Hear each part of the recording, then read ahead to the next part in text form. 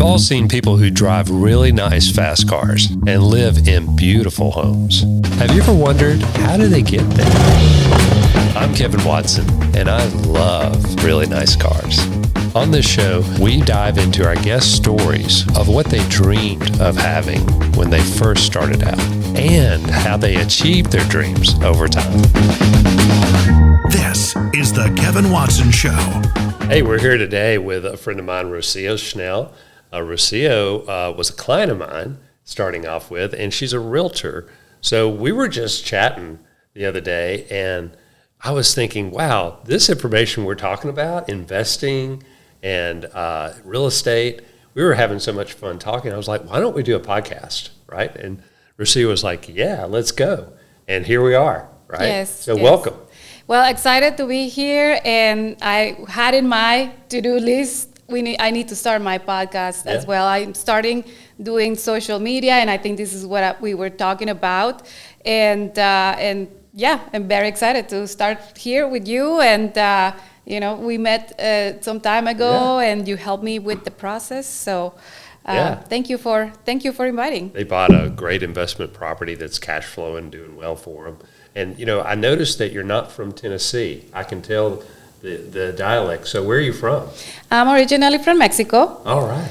And northwest of Mexico, Sonora, so in the border with Arizona. Awesome. And but I've been in the U.S. for about 20 years. 20 years. Wonderful, wonderful. So obviously you're also going after the Hispanic market to help them to be able to invest in real estate and buy homes and start building wealth through real estate as well. Absolutely. So obviously I'm fully bilingual, and I'm excited to be able to help not only a regular American buyer, but somebody that's a Latino, Spanish speaking, or from any other nationality that can speak English. Sure. Primarily through my background in corporate, I had the opportunity to work with a lot of nationalities and cultures, and that's and I've relocated multiple times, so I know the struggles sometimes and the hustles of relocation. So that's one of the things that I would like to focus, is to help people relocate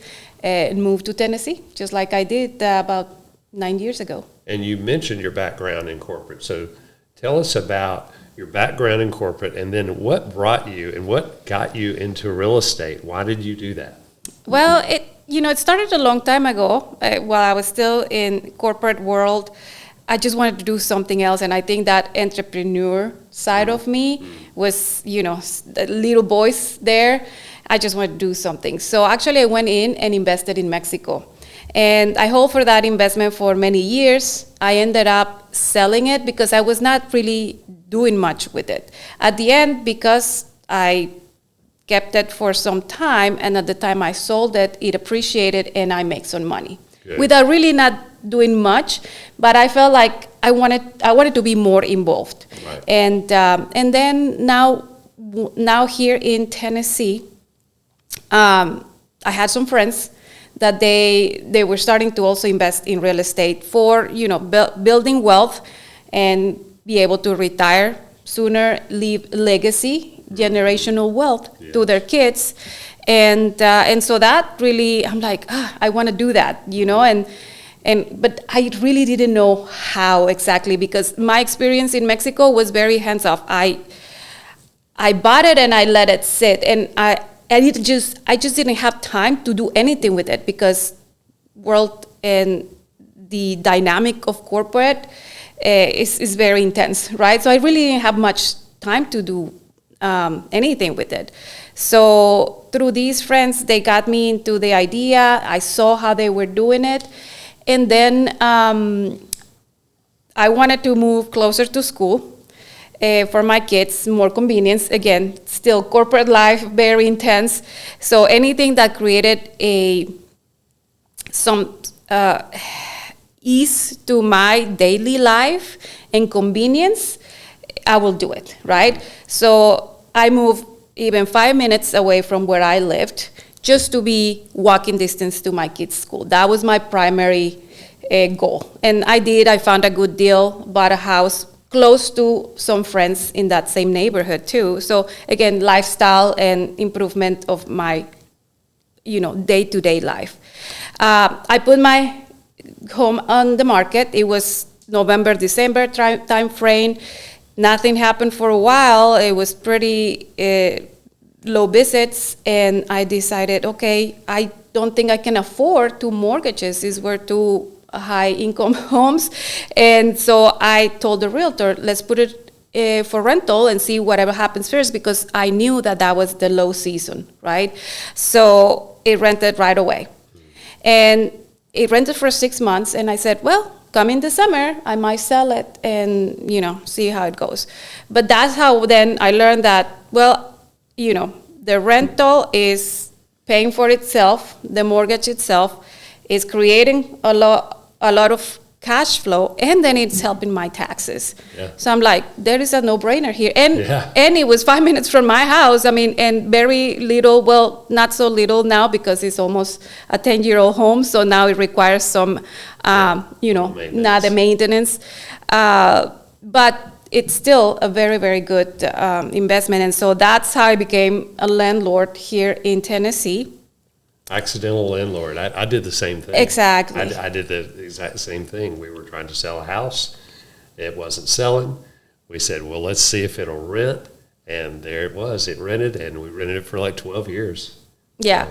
And as I started also following after we met earlier this year or last year, you give so many ideas that, I'm like, oh my gosh, so people need to know about this. And it's like, now that you have a kid going to college, and instead of paying rent for your kids in college, you can buy a property. That's right. And then, my kids are younger, but for sure I will consider that as an investment strategy, because it's funny, being a lender, you sort of get those ideas from other people, so I started not knowing any of this, and then I'd have a customer that was more sophisticated in real estate than me saying, hey, I'm going to buy a condo for my kid that's going to UT Chattanooga, right? Mm-hmm. And I have some friends and clients of mine that did that, and I was like, that's a good idea, right? And that way 4 or 5 years not really paying rent because their value is growing, and they had a roommate, and they had someone else pay. And come to think of it, it's funny, when I went to the University of Alabama, my friend did that. And I wasn't even thinking that at the time, but he was young. He was, in college, but he bought a home, and they parsed it out to 4 different rooms, and we all rented from him. And he paid for his college with that. Yeah, I can see that. I was going, wow, what a great idea. So there's so many creative ways, and we don't have to learn ourselves. We can learn from others' wisdom. Yeah. And that's kind of what I want to do, and what you want to do is give that to our clients and help them to get ahead by understanding our wisdom for what we've gone through. Yes, and I get calls recently, talking to some prospects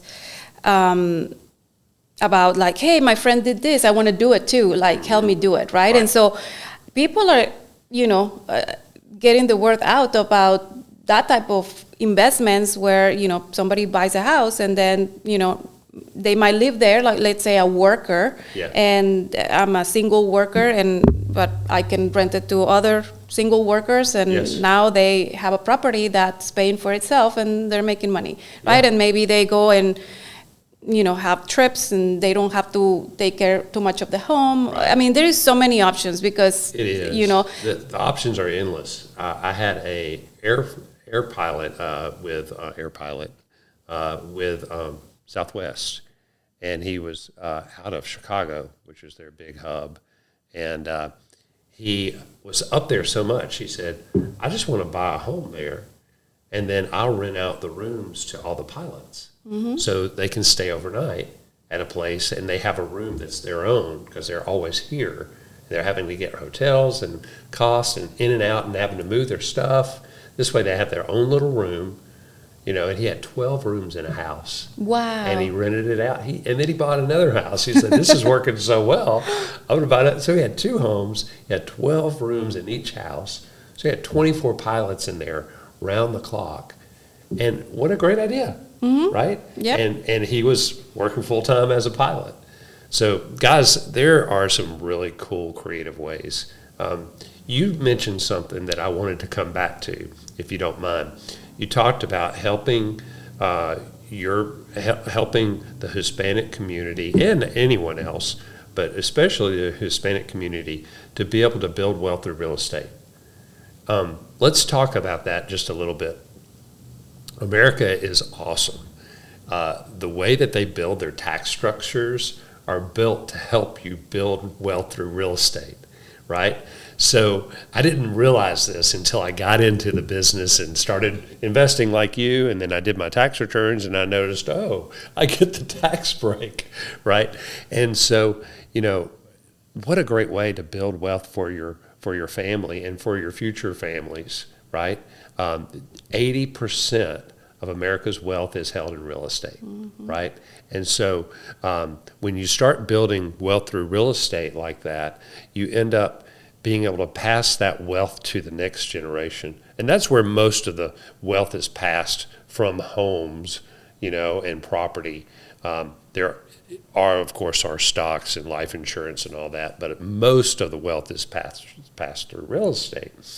And then it gives that next generation a leg up, right? They don't start at zero, right? Yep. They start at the value of that home. And guess what? The next generation gets to start at the value of all that. And the next generation does that. So you wonder, how do these people live in all these nice homes and do all this? It's a stair step, right? And so we start with helping the first-time buyer, right, which we're passionate about. We love helping first-time buyers. There's so many great first-time buyer programs, right? You can get into a home with no money in, zero, right? I've helped several people this year buy a home and not have to bring any money to closing. That's right. It's so exciting. Tennessee's got a great program for that. Most states have a great program for that, and they're very good about it. And they've even made it even better. And recently. sometimes you don't even have to be a first-time home buyer, right? No. I mean, as long as you live there, there's some, let's say, there ways, are some. I think, that... there's some income limitations to some of those. Yes. There are some benefits, even if you're not a first-time buyer. I think different lenders or their different state programs offer ways to, hey, if you... Maybe I think the THDA is an example. I think that that one has is a way. for first-time buyers. And let's define a first-time buyer. Okay, it doesn't mean that you've never owned a home. It means that you haven't owned a home in the last 3 years. Exactly. So that's a big definition that we want to make sure that people think, oh shoot, I owned a home 5 years ago. And got a divorce, moved here to Tennessee, Rented, started my life, renting, went back to family, live with family. Trying to figure out, was I going to stay here? And so I rented. There's nothing wrong with renting while you're trying to figure out if you're going to stay. Now, if you're staying, that's where we encourage you to move over to buying a home if you're planning your roots here, right? But if you're trying to figure it out, no problem. But 3 years, right? After 3 years, you're a brand new first-time buyer again, right? And so that's a big benefit as well. And people may be scared, like, oh, I'm not going to waste because I don't know where to buy. Just, get into a home. Maybe you're not going to like it after 5 years. You're going to upside and you're going to need something else. Or, as you mentioned, you might need to relocate. Yeah. So, I mean, at the end of the day, just don't wait. Same with the mortgage rates, right? Well, you said something I also wanted to mention is you may find a home, it's not the perfect home, right? So, I know most of you want to live in the best community, in the best city, in the best schools and all that. But, those are going to come with a price tag, right? We're right here in Brentwood, Tennessee, which is one of the highest priced areas in the area in Tennessee, much less the nation. And Franklin, Tennessee is where I live and is right down the road. And so you may not start there, right? But the great news is you start. Like you just said, don't be too picky, right? There's the prioritize, prioritize. That's right. Those must-haves, and then those things that well, maybe you're not going to get it, but you're not going to have pool, but there is a rec center close by where there is a pool there. Perfect. Things that you can compromise. Yeah. And then when you get in that starter home, then you build equity in it. and then it helps you go up to the next home. And then that helps you go up to the next home, and eventually you're in the dream home, right? Because you started. But the other part we would urge you if you're a first-time buyer is earlier the better. The earlier the better, because it's just like the time value of money. The earlier you get into it, the better. I did a video the other day about, we said that 49% of the people that are from 18 to 29 are still living in their home with their parents. Nothing wrong with that, but if you haven't gotten a plan, talk to you or me about a plan as to how to get out. It doesn't mean you have to get out now, but if you haven't got a plan as to how to get out, right, go ahead and do that. Go ahead and get a plan as to how to go ahead and even if you want to still live with your parents for convenience because they live in a better area and it's okay with you, I mean, they could do it for an investment, right, and rent it out. And Airbnb, who knows, right? That's right. mean, and now be an extra income, and just because probably by that time they have a good credit record and some income, even if they cannot afford maybe in the same neighborhood as their parents, right? And they want to be close to their family. I mean, they can maybe buy something that's, small, far away, but they can still create wealth, and eventually then they can afford something that's closer to that. You mentioned something that I think is great for us to camp on for a second. You talked about the parents, and, parents out there, all you parents that are sitting on all this equity right now, and you're looking at all these first-time buyers saying they don't want to buy a home, and you're like, oh, you should buy a home. It's done really well for us. You guys need to be helping the kids, right? Because it's hard for the kids right now.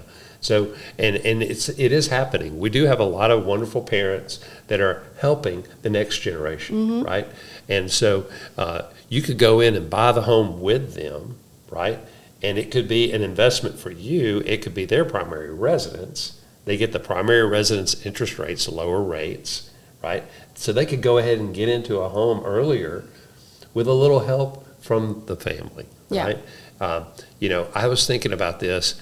I was thinking, wouldn't it be better to help give some of that inheritance now when you can see how much it'll benefit them in their 20s and 30s? And it already start gaining value probably.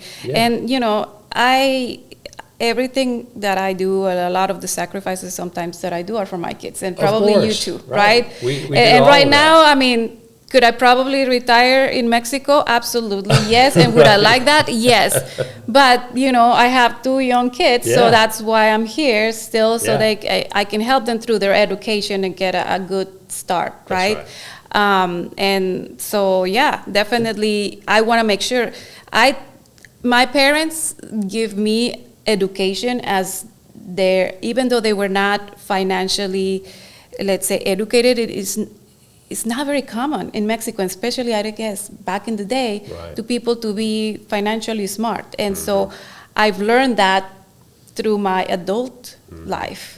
And I'm like, oh my gosh, I wish I knew this, right? I had to learn about credit card debt or credit card interest by using the credit card and then seeing like, oh, why am I paying interest? I did, and maybe I knew it, but I didn't comprehend how bad it was, right? I'm like, oh, first time I did a big trip with my credit card and then come back and no, I have to pay it. Either you pay it all at once or then you're going to pay a lot more than what you spend. I'm like, that's not, so that was a big, thing that I saving early, same thing, so definitely you can help your kids even learn about this by investing in real estate property, right? Just like they could invest in other things in the market, but that's another thing that gives them a purpose too. Yeah, I love that, and giving education to our kids and to our fellow watchers. We want to make sure that they understand earlier than we did, right? So they can grow and be better off than we have done. It's funny you said about education for your kids. When my wife and I owned our first home and had our first kid, we moved out of that home and we kept it as an investment property. And I remember telling my wife, saying, hey, this is going to be, maybe this will help the kids go to college, right, one day, right? Maybe it'll pay for the kids to go to college. And now looking back, that was in 2002, right? So what, 24 years later, goodness, that house has grown to where we could have easily paid for their college. We didn't have to, because we were saving also, but we could have paid for their college over and over, right? And now it's going to be not only their college, but it'll be their inheritance, right? Where they can have that leg up in life, right? So for first-time buyers, that's the vision that we're trying to plant in their head, to be able to help not only themselves, but their future generations down the road. Absolutely. Yeah. Absolutely. I really appreciate of you doing week over week is giving very statistical, factual news about the mortgage rate and how it relates to global events. How do you thought about coming into that? And because that's definitely something that I thought it was great and that I want to do to everybody that, because people will come. It'd be a great service. For sure. Yeah. And people want to know what's going on. And I remember I wanted to know, like, hey, what's going on here? And I asked my realtor, right. You want to know because you're not living in that industry day to day, right? So you don't know the news and what's going on in that county, in that city. So now I've become that and learning all of that. And so I can inform anybody that, either through social media or even the other day in an open house, the neighbors came and they were asking, hey, I'm like, hey, we're just checking in, right? What's going on? And, we noticed that there's some houses in the neighborhood that are for sale. So we're worried what's going on in the market, right? So I took this opportunity to tell them, all the information that I knew about that area, that city and what was going on. And I knew they were thinking like, yeah, we might want to sell, or maybe they were renting. I didn't got that much to know about them. But, they wanted to know what's going on. So the fact that you put it out there in social media, it's great because now people, once they're getting ready to make a move, they know that also you are knowledgeable and they can call and ask you like, hey, what's going on here? Or they already saw it because you already posted it. So I appreciate that. Sure. Thank you for noticing. Thank you for noticing. Yeah, we post it weekly, every Friday. And try to get it out every Friday. Every now and then we're a little bit late, get it on Saturday or something. But we basically subscribe to several services that give us all that information. We kind of compile it to be more personable, because sometimes they can talk really high up. Exactly. And their economic, language is very, hard to understand. So I bring it down to a nice University of Alabama graduate level, which is about 8th grade level. I'm kidding. Roll Tide. But I bring it down to reasonable level and just try to explain why things happened. Yes. People ask, why did rates go up? Why are rates going up? And I say, well, it's mainly because of the war right now in Iran, because 20% of the oil goes through the Strait of Hormuz, right? And the bad news is that's not the oil that the U.S. uses, right? So why is it bothering us in the U.S.? Because oil is a commodity, right? And you've been in corporate, so you understand. But a commodity, if it goes up, it costs us more even if we have enough supply, right? Yes. It's like gold, right, or something like that. So it's just causing the supply to be lower, which causes demand to gouge up prices. And oil is related to everything, oil and gas. Even though it may be a green-based product, it still takes a truck or a train or a plane to get it to the product to the customer, right? So oil is based on everything, so it creates inflation. And that's the thing that the Fed is worried about. The Federal Reserve is actually speaking today, and this podcast will go out later, but they're going to decide if they want to raise rates. They have two mandates. One of their mandate is to keep inflation down, right? That's what they're worried about now. If they raise rates, it's because they see inflation getting out of control. They want to keep the prices of things at least within control. We've all seen them go up, definitely in the last 5 years, goodness. The other mandate they have is to keep employment good and strong, right? So it's a balance, right? And the only lever they have is rates. They can raise rates or lower rates, right? Which is the prime rate, which most lenders will lend on, or it may be short-term loans. So it affects our mortgages, right? And so all that to say is that that's how oil goes all the way to the mortgage rate, right? That affects the local community, everybody, right? It affects real estate. It affects, your credit cards. It affects your prices of your food. It affects everything. And so I find it interesting, right, to know the cause and effect, right? Because of this is how it affected. So something could happen in China that actually affects our interest rates, right? So it's more of a global market right now. Yes, definitely. So speaking of global, how did, tell me about your passion in the Hispanic community, right? And why you're wanting to focus on helping them. Well, some of them might not even know they can own a home because they think they're foreigners, right? Right. So, for instance, you guys, I assume you do loans for people that's not U.S. citizen, right? And so, but they don't know. They think that maybe if they're not citizens, they cannot buy a home, or or it's going to be more difficult and more expensive and cannot afford it. But I think that's a myth, right? And this is where education is going to be, or is very important. So I was fortunate because my husband is a U.S. citizen and a veteran.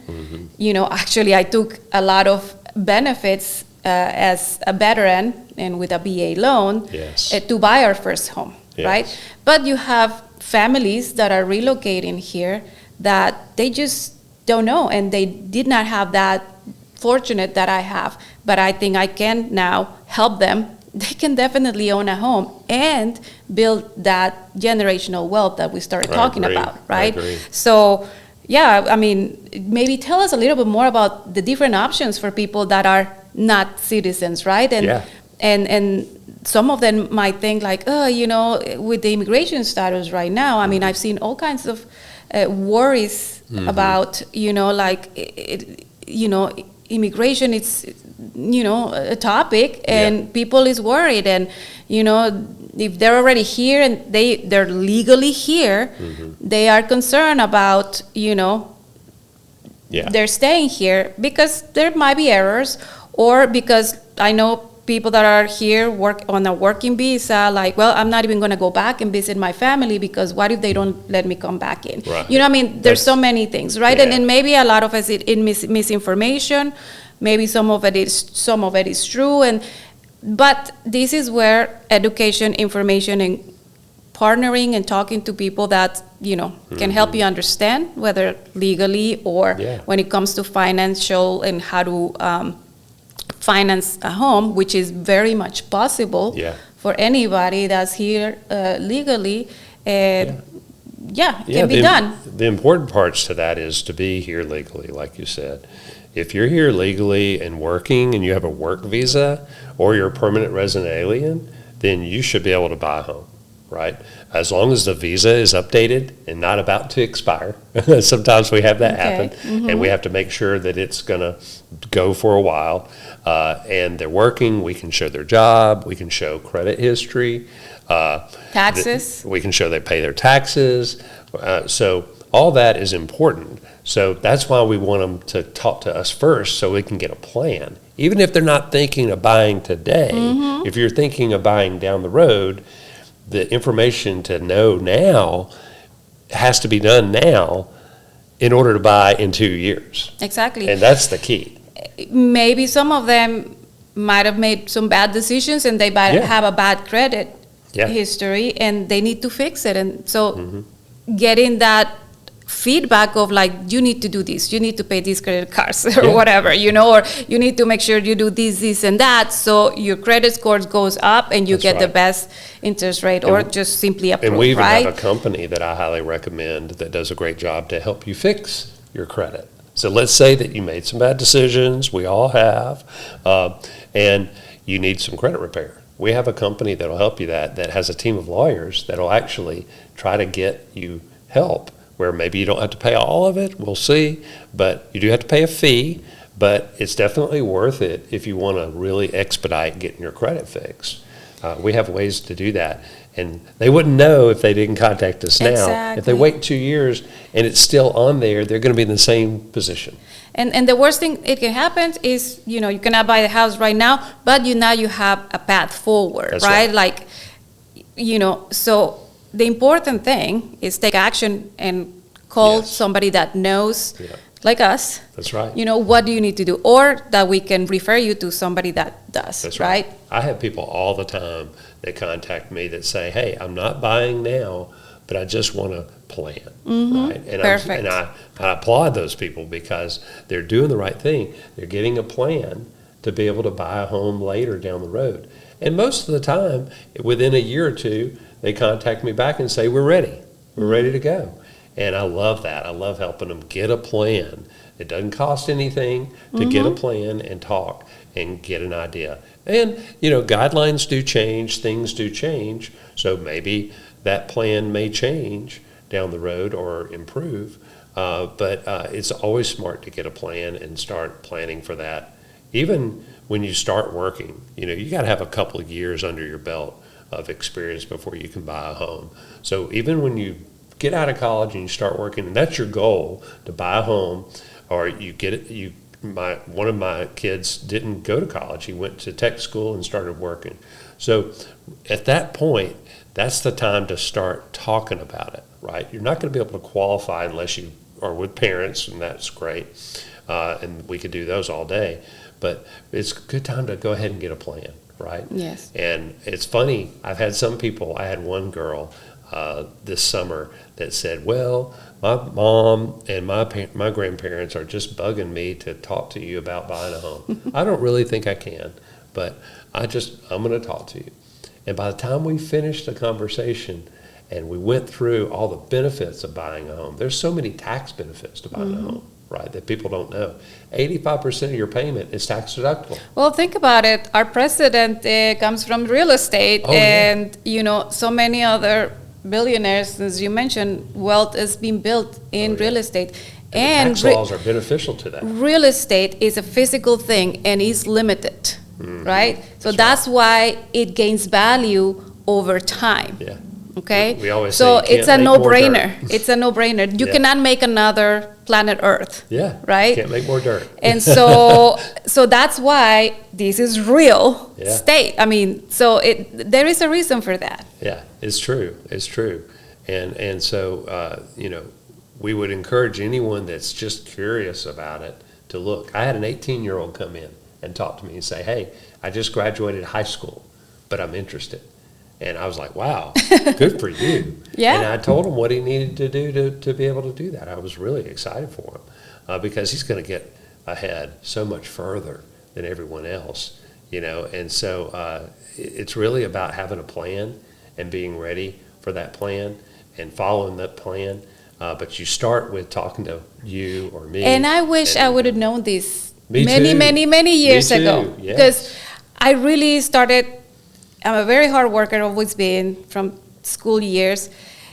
And I started just saving money because that was my first instinct, right? And that fortunately one. has done Yeah. well, right? Yeah. Because, at least I didn't, just made money and spend it all right away. So I did my, good part of saving that money. But I didn't know anything about real estate. Zero until a few years back, right? But, if I would have known that many, many years before, as you mentioned, those cases of young high schoolers or high school graduates, and, I can imagine. I'll definitely be retired by now. Oh, yeah, right. And so that's what we're trying to do is pass that along to our younger generation. So by the time they get to my age, they can retire. They can go, hey, I'm ready. Let's go. Another thing, switching gears just a little bit, are investors. People that already own a home and they're thinking, boy, I'd love to own another one. This home has done really well. How do I do that with the prices today? Rates are high, prices are high. It doesn't look like I could even qualify to buy a home. Same answer. Talk to us. Think about this example. People that may have a one big good value home, and they're ready maybe to downsize because they're empty nesters. They just want to downsize, maybe travel more. Well, they can put that home in the market and buy a home maybe more fit to their current needs, right? Without having to pay the taxes on the gain. Right. For instance, right? Unless they may sell it and buy other real estate. Yeah. But I mean, there are so many possibilities. And at the end of the day, doing these real estate different transactions based on your hopes, goals, and lifestyle that you want to achieve, because that changes. And that's something that also I realized through the years. When I bought my first home, I thought I was going to live there for my whole life, just like my parents did. And a lot of people in Mexico and maybe in other countries do that. They buy a home and that's where they live their lives and their kids live there, That's what I thought. And then things change. Jobs and wishes and wants and needs. So you can still move and relocate and buy and sell real estate and adapt it to your personal needs and still be very profitable. Let's put it that way. That's right. And there's so many great programs for investors right now. One program we did recently for a couple was where all we do is we get the value of the home and the schedule of rent, and we can use that schedule of rent to help the person qualify, right? And it's a great loan. It's based on it's called a DSCR loan. And it's based on the debt service coverage ratio. So as long as the mortgage is covered by the rent, you qualify, right? So you don't have to do tax returns, you don't have to do all that other stuff. And I would say it's not an easy loan, right? It's got its stuff you have to get through, but with the right loan officer, right, and the right realtor, we help you get through that as a team. And we're successfully doing a lot of those, helping investors buy more homes right now, even though on paper, according to the tax returns, they may not qualify for a conventional full document loan. We can look at that DSCR loan. There's other loans that it almost guarantee you, because there is a due diligence that you as an investor, which at least in my case I did, make sure that I was going to invest in something that was going to be good, right? And there was a lot of what if not, right? But I did my due diligence, but then also the financing. We do that too. Due diligence, and that's an extra. Because in a way, we both want this to do good, right? Yeah. Because exactly. We're both on the hook for That's it, right. if you think about it, we're right? investors together. So it's a same thing. It's a no-brainer because now I'm checking that it makes sense. Yeah.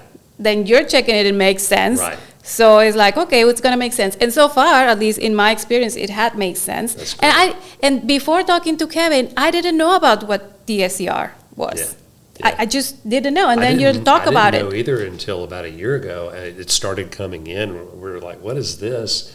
And it just started, and it's been very popular for our investors now, and helping new investors to invest. Exactly. Yeah. Other programs that are available that many people don't know about are bank statement programs. So let's say that someone is self-employed. I have this happen a lot with my self-employed. The tax structure is built for self-employed to write off as much as you can so you don't pay as much taxes.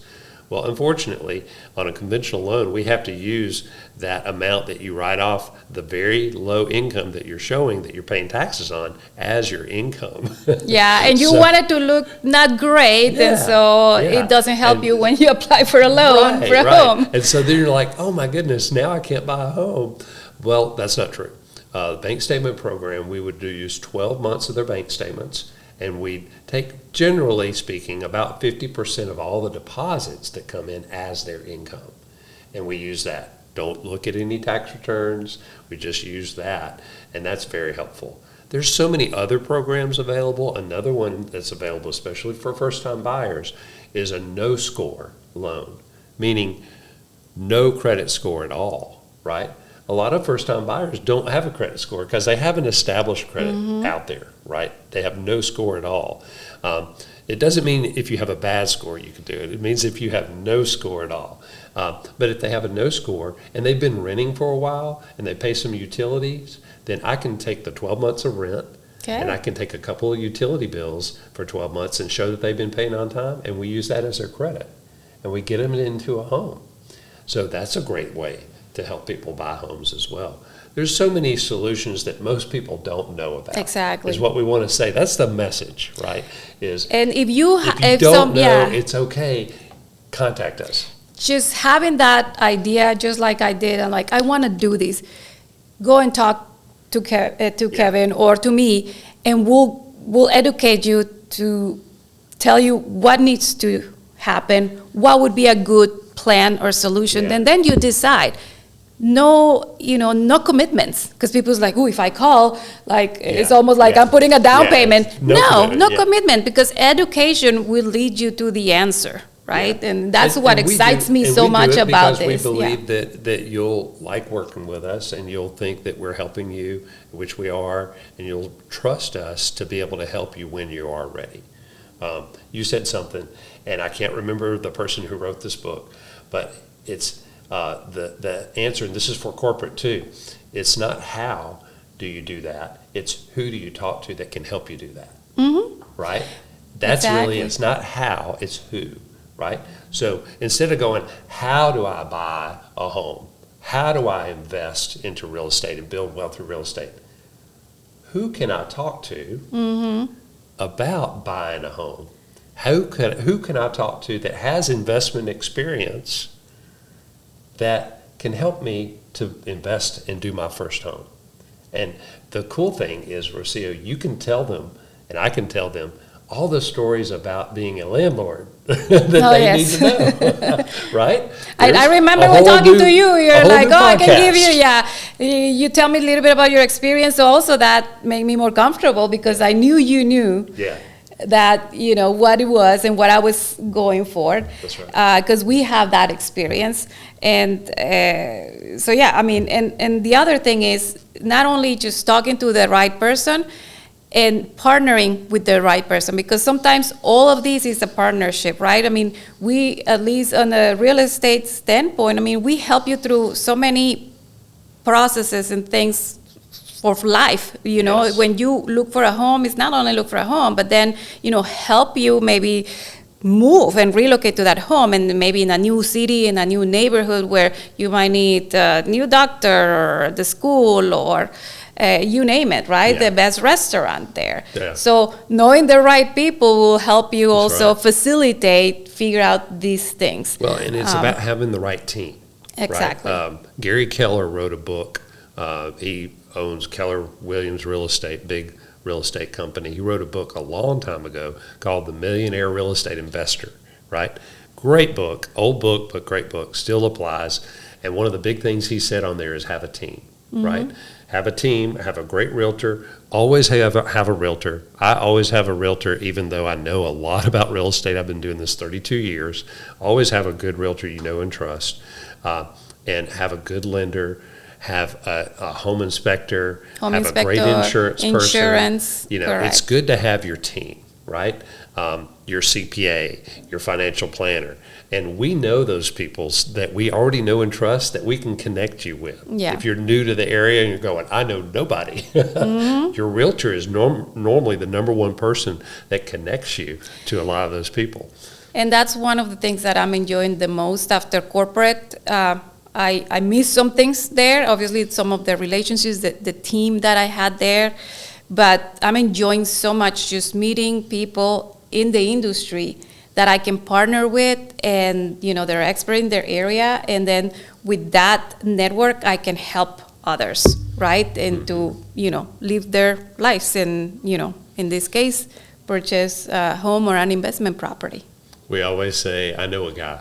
Yes, You know, yes. that can do that. Yes. Or a gal, right? Well, thank you for being on the show. This has been really good. I think this is going to help a lot of people. Thank you. Well, thank you, Kevin, and appreciate the partnership, Yes. and looking forward to more of this and, other topics and all Well, that. and for all of you out there listening, Rocio is fluent in Spanish, and we have a Spanish-speaking loan officer also. It is not me, but we do have one that can help. So if you know of anyone, what would you say to the Hispanic community in their dialect and language to be able to buy a home?